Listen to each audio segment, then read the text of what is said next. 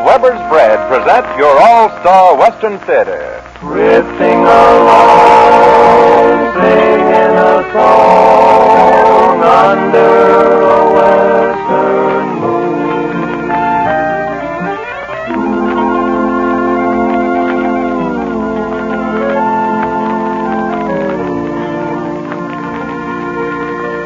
Yes, it's your all-star Western Theater, brought to you by the bakers of Weber's Bread, featuring Foy Willing and the Riders of the Purple Sage, Colleen Summers, Weber's grand host, Monty Montana, and his special guest, Western Pictures hard-riding, straight-shooting, cowboy-singing star Tex Ritter, in the title role of our Western Theater production of Billy the Kid. My name is Cottonseed Clark, and here are the Riders of the Purple Sage. Yippee-yay, yippee-oh, in the day, home we go. For a cowboy has to sing, and a cowboy has to yell, or his heart would break inside of him at the gate of the home corral. When each new day is born, I go riding, yippee-yay, on the wide open plains I roam, yippee-oh, till the sun in the hills goes hiding, yippee-yay, there will always be a light when I get home, yippee-yay, yippee-oh, in the day, home we go. For a cowboy has to sing, and a cowboy has to yell, or his heart would break inside of him at the gate of the home corral. There's a tired pony glad that it's over. Yippee-yay, song in my heart so mine. Yippee-oh, for tonight we'll be dreaming of clover. Yippee-yay, and we always will until the day we die. Yippee-yay, yippee-oh, in the day home we go. For a cowboy has to sing, and a cowboy has to yell, or his heart would break inside of him at the gate of the home corral. Yes, folks, the bakers of Weber's Bread have planned a grand half hour of Western entertainment, which we all hope will be to your liking about this time of day. And now a word for Weber's Bread from Ed Chandler. In the tradition of the Old West, hospitality plays a mighty important part. Yes, Western hospitality is world famous. Certainly a part of that Western hospitality is the fine meal served to all who come to visit, friend and stranger alike. And of all the good food served, good bread plays its important part. True Western hospitality is still with us, and so that you can be sure you're serving your guests one of the finest of all Western food products, see to it that you have plenty of good Weber's Bread on hand at all times. Then you'll be prepared to serve your guests, expected or unexpected, sandwiches you can be sure are good. Weber's are proud of their position as bread leaders in the West. Good Weber's Bread. And here is something that's mighty good for a heavy heart. The grandest of all heart song singers, Miss Colleen Summers, with Someone Won Your Heart, Little Darling.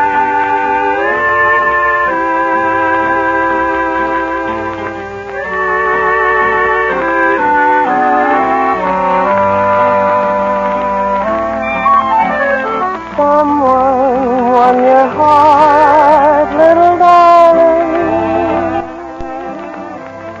Now I'm all alone and blue. Someone took my place and left an empty space in my heart when I lost you.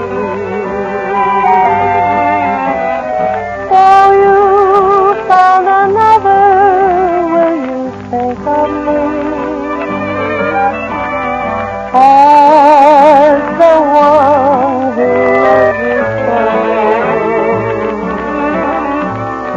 Someone won your heart, little darling.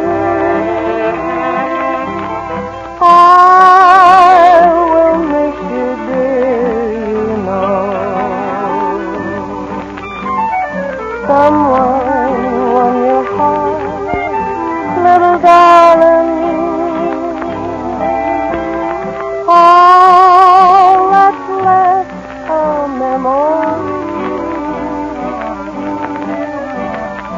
Someone took my heart and tore it all apart when they took your love from me.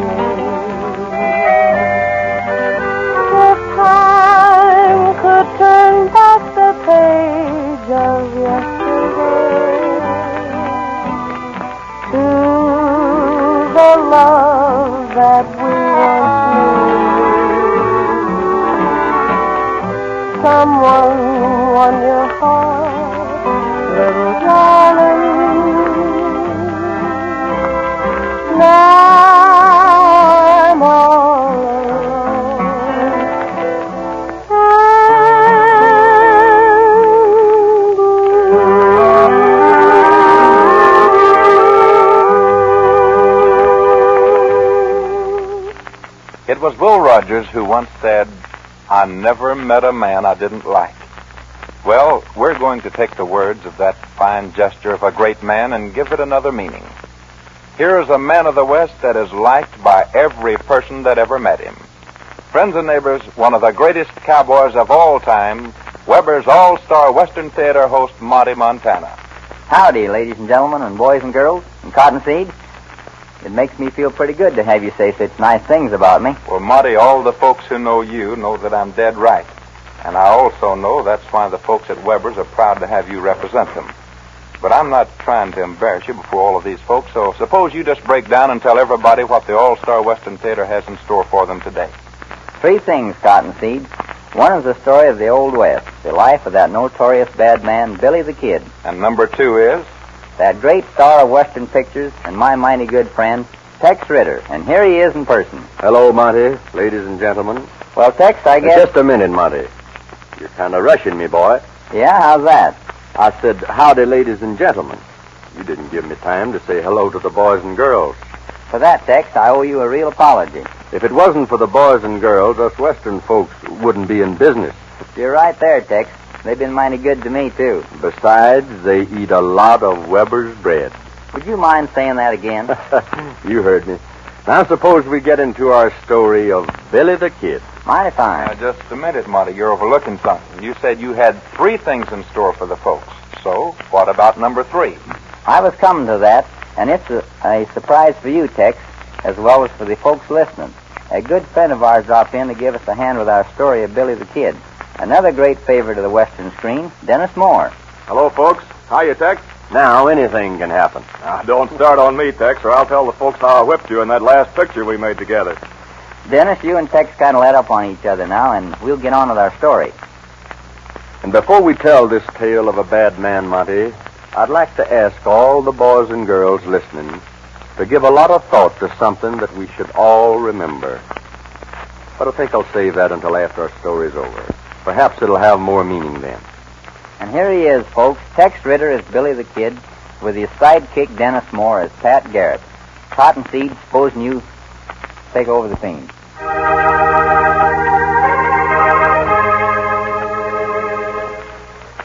The story of Billy the Kid is that of a boy whose opportunities in early life were far removed from the career he followed, that of a ruthless killer. Although from poor parents, his youth was like that of any normal, law-abiding boy of the early 1870s. It was his closest friend and pal, Pat Garrett, who taught this future bad man of the West how to handle 6 guns with the deadly accuracy of the truest arrow, to ride like the wind and to defend himself against physical encounter. For hour upon hour, the kid would practice a quick draw of his guns. His aim became almost perfect. It might be said that the crime career of Billy the Kid just happened, for his first killing was coolly committed on the spur of the moment. Pat Garrett seemed to sense that Billy was destined to stray from the life he led as a youth.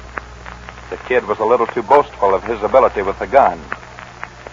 It was a fall day in 1878 that his lifelong friend, Pat Garrett, suggested that the 2 of them ride into the county seat town of White Oaks, New Mexico, and apply to Sheriff Brady for jobs as deputy sheriffs to assist in keeping law and order in Lincoln County.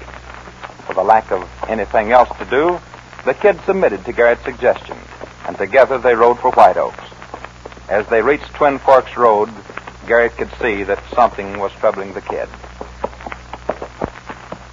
What's on your mind, Billy? You haven't had much to say. Nothing. I was just thinking. You're not figuring on backing out of this deputy job, are you? Well, it's like this, Pat. I got a little business over to Pete Maxwell's spread. You ride in to see the sheriff and tell him I'll drop by tomorrow. What's over to Pete Maxwell's that you're so interested in, other than his daughter? Well, what's over to Maxwell's that's interesting, other than his daughter? Look, Billy, I don't want to tell you what to do, but I wish you'd string along with me. The county needs good deputies, and... Now listen, Pat. To be honest about it, I don't want to be no deputy. That ain't my idea of making an easy living. Making a living ain't supposed to be easy, Billy. Well, don't make sense. You mean making an honest living don't make sense? This day and time, a man's life is as good as his draw. And I'm about the fastest in these parts. That's why you'd make a mighty good peace officer, Billy. Yeah? Then tell me why I should be working for the sheriff when I know more than he does. He should be working for me. You've got the wrong idea, Billy. And if you keep on thinking that way, them guns of yours might get you in a whole pack of trouble someday. I'll be the judge of how to handle my guns. Right now, I'm taking the left fork for Pete Maxwell's spread. I wish you'd change your mind. Sorry, Pat, but we don't think alike. I'll see you later. That was Billy the Kid's first outright admission of a wayward leaning. Billy and Maxwell's daughter seemed to hit it off pretty well together. But during the next 2 or 3 weeks, he paid steady court to her. It was rather late one night when the Kid left Maxwell's place and rode into White Oaks, apparently to pass the time of night at Peg Martin's palace. He dismounted and strolled through the batwing doors up to the bar. Not being a drinking man, he ordered his favorite, sarsaparilla.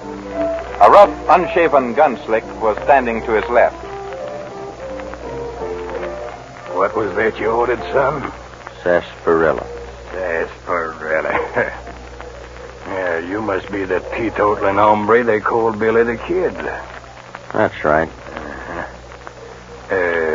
I hear tell you're mighty handy with your shooting irons.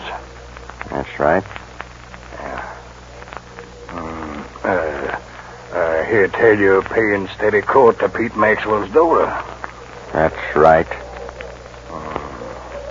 And I hear tell she's teaching you how to crochet. Yeah?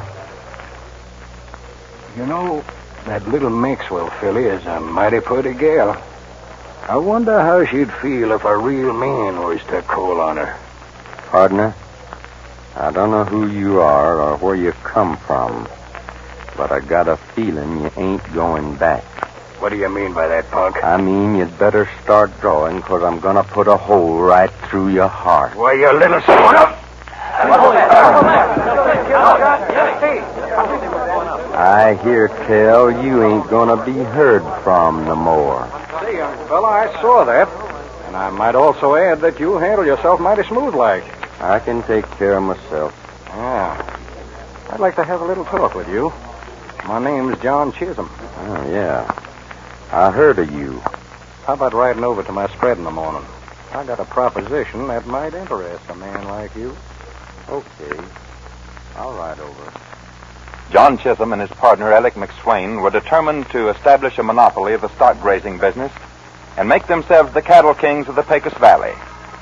It was a dangerous business, and trouble between the ranchers was a daily occurrence. The smaller band also got together, men who had important cattle interests and were anxious to defend them. Both sides were prepared for what was destined to become a deadly conflict. Chisholm lost no time in hiring the Kid that next morning. He liked the Kid's daredevil ways, his cool manner, and his deadly marksmanship, all combined with what seemed to be an absolute delight in murder. Within a short period of time after his deal with Chisholm, the Kid added 3 more notches to his gun, that of his own companion, Joe McCluskey, and 2 ranchers of the opposing forces, Billy Martin and Frank Baker. The news of the killing spread fast, reaching the ears of Sheriff Brady and his deputy, George Heineman. Now the Kid was a hunted man. Early one Thursday morning, Sheriff Brady and Heineman rode for the home of the Kid. Knowing of his record of cold-blooded killings, they fully recognized the fact that their chances of coming back alive were hardly even. I don't like this, Brady. You're not afraid, are you, George? No, not exactly. You know, we've been on some mighty tough manhunts before, and so far we've always been on the winning side. But somehow or other, I got a feeling we won't come out of this one alive. As the sheriff and Heineman approached the Kid's spread, little did they realize that they were in the focus of a powerful set of binoculars in the hands of Billy the Kid. What do you see, Kid? Who are they? The law. 2 of them. On horseback.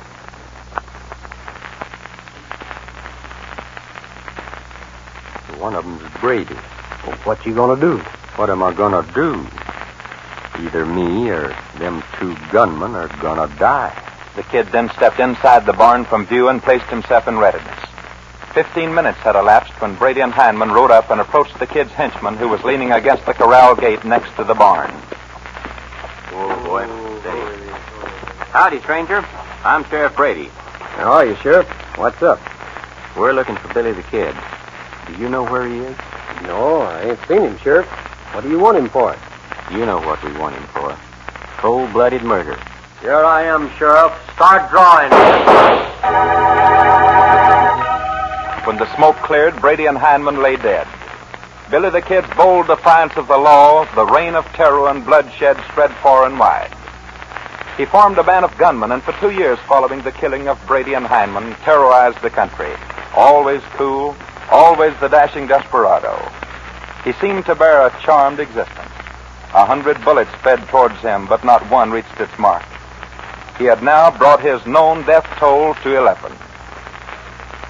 It was early July 1881, 2 years after the killing of Brady and Heineman, that a deputy United States Marshal arrived in White Oaks, sent by the government to capture Billy the Kid, dead or alive. This man was Pat Garrett. Yes, the same Pat Garrett that was the boyhood pal of Billy the Kid. Meanwhile, with posse searching far and wide for him, the Kid decided his best move was to hide where his pursuers would least expect to find him, in the home of his old friend, Pete Maxwell. Although this did not please Maxwell in the least, he agreed with his daughter Mary to allow the Kid a couple of days to figure his next. Billy, it's mighty risky us keeping you in hiding here. They'd never think of looking for me here, Pete. But, Daddy, we can't turn him out. Oh, all right, Billy, but I'm doing this because of Mary, not with my better judgment. I'll move on in a couple of days, but I've got to get some rest before I can ride. The finger of fate was now at work, and the next night the new marshal, Pat Garrett, made a friendly call at the Maxwell Ranch to renew old acquaintances, not in the least suspecting that he was walking into the very hiding place of Billy the Kid, his boyhood pal. Someone's at the door. Quick, Billy, into the back room. More than likely old Jim Matthews from the next spread. Hello, Pete. Why, Pat Garrett. What are you doing in these parts? On official business for Uncle Sam. But I figured a little social visit would be in order tonight. How are you, Mary? Oh, fine, Pat. I'm glad to see you. Sit down, Pat. Sit down. Tell me about this official business you're on. Well, Pete, the boss man sent me down to get Billy. To get Billy? That's right, Mary. Of course, I know that you was mighty fond of him once. Pat, how could you do such a thing? Billy was your best friend. Was is right, Pete. But Billy turned out to be a heartless, cold-blooded killer.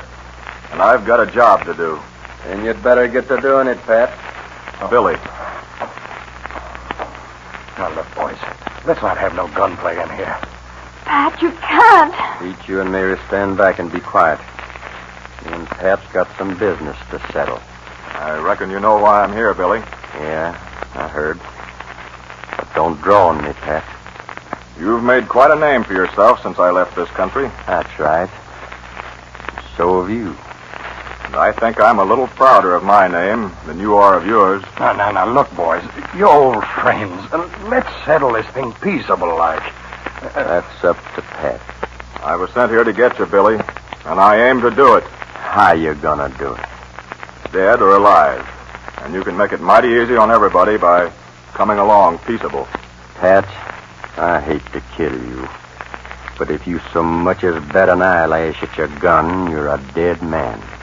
You're forgetting who taught you how to draw that quick. And you're forgetting that I never miss my mark.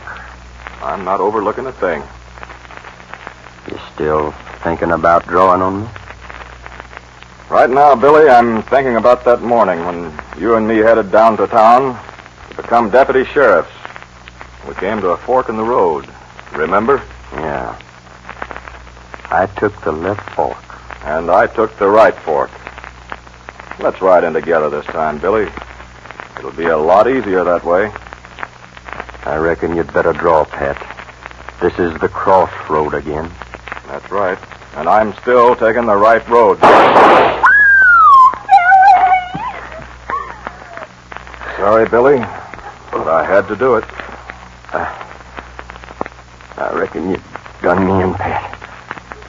This had to come someday. Oh, I guess so, but I hate that it had to be you that did it. You beat me to the draw and fired first. I've never known you to miss your man before. Didn't see you, Pat. Didn't see me. Something crazy happened. Just as I reached for my gun, I saw a fork in the road. And I fired in the wrong place.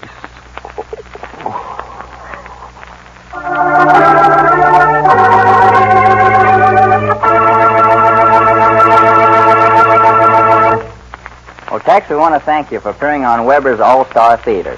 And to you, Dennis Moore, for dropping in to give your old friend a helping hand. It was a real pleasure, Monty. And now, Tex, that special thought to the boys and girls you mentioned just before our story. Boys and girls, it's an old story, but one I hope you will all remember as you grow up. In all history, never has it been known that crime has a reward other than hardships and suffering to oneself and to other people. Remember the story of Billy the Kid. Thank you, Tex Ritter. And now here once more is Cottonseed Clark. Well, folks, I know you're all expecting a song from Tex Ritter, so we're going to hold him over long enough for just that. The title of his song seems to kind of fit the moral of our story today. But it so happens that it's the #1 hit song of the nation on phonograph record by Tex Ritter himself. And here he is to sing for you, You Will Have to Pay.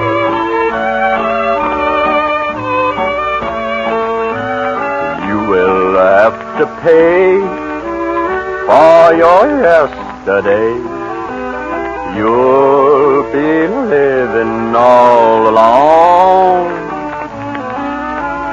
And the vows you broke, unkind words you spoke, you'll recall them when I'm gone. I was good to you, and you know it's true. I tried to please every way. You walked on my heart, broke it all apart. But someday you'll have to pay. You will have to pay for your yesterday. It will all come home to you. You'll pay for your sin time and time again. I won't even pity you. I was good to you, and you know it's true. I tried to please every way. You walked on my heart, broke it all apart.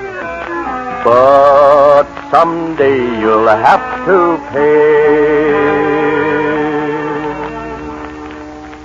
So long to you, Tex Ritter. Come back and visit with us again real soon.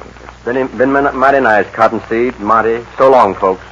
So long, Tex. And now here's another word from our friend Ed Chandler. Friends, in the days of the Pony Express and the Wells Fargo stagecoach, the watchword of the day was dependability. Cross-country travelers could depend on the old stagecoach arriving at its destination. The United States Mail Service, in great measure, depended on the Pony Express. Yes, dependability was and is a fine characteristic of any service or product. And I'd like to tell you a little bit about the dependability of Weber's bread. When you serve Weber's good bread, you can always depend on its flavor, texture, and freshness. It's uniformly and scientifically baked of the finest ingredients to assure that dependability. To say it simply, Weber's bread is always good bread. Yes, Weber's bread is always good bread. And here once more is America's great Western singing stars, Foy Willing and the Riders of the Purple Sage, Al Sloey and Jimmy Dean, a-heading down Santa Fe way. Riding down to Santa Fe, just beyond the mountains and across the way. See that sun hang low in the west. Oh, the land I'm loving the best. Here we go, my old fellow. Gotta see you preach about a gal. So let's burn the trail and yonder we'll go. Riding down to Santa Fe. Hey, riding down to Santa Fe.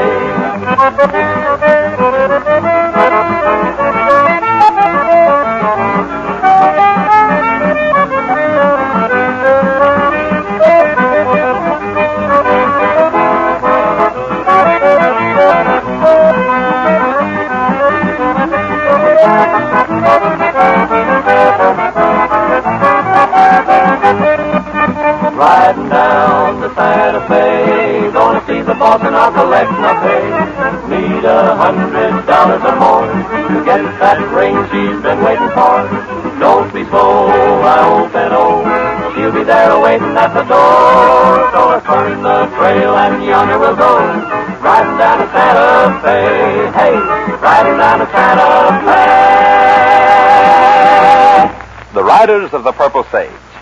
You know, folks, people in different parts of the country have different ideas about the cowboy, his life, and his habits. But folks who really know him can vouch for one thing. A cowboy has religion. Perhaps he doesn't show it outwardly, but you can bet your bottom dollar he keeps in mighty close touch with his boss in the sky. Religion comes natural with him.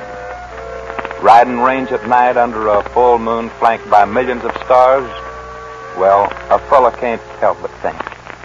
And then, sudden like, he finds himself talking with somebody that understands him as no one else does. I'm heading for the blue horizon, where the mountains meet the sky. I'll saddle up my faithful pinto and bid the boys goodbye. I'll say so long to Mom and Dad and tell Sister not to cry, 'cause I'm heading for the blue horizon, where the mountains meet the sky. We're gonna ride, ride, ride, ride down that dusty trail through the land of sweet enchantment, where hardships don't prevail. When my round-up days are over and I've said my last goodbye, I'll be up in the blue horizon, where the mountains meet the